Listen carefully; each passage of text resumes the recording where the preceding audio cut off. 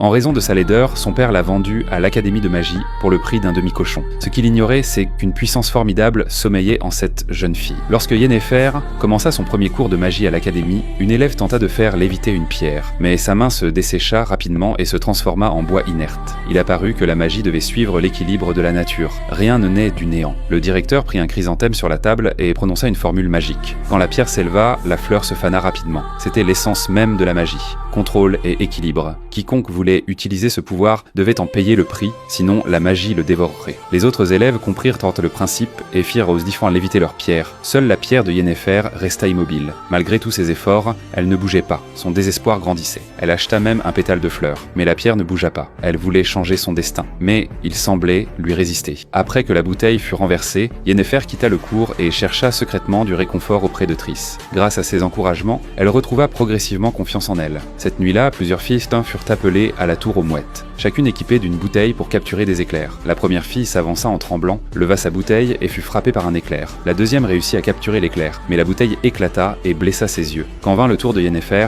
elle leva courageusement sa bouteille. Mais l'éclair ne frappa pas la bouteille, il la frappa elle-même et la projeta contre le mur. Quand elle vit que sa camarade avait réussi l'épreuve alors qu'elle avait échoué et qu'elle remarqua le mépris dans les yeux du professeur, elle ne put plus contenir ses émotions.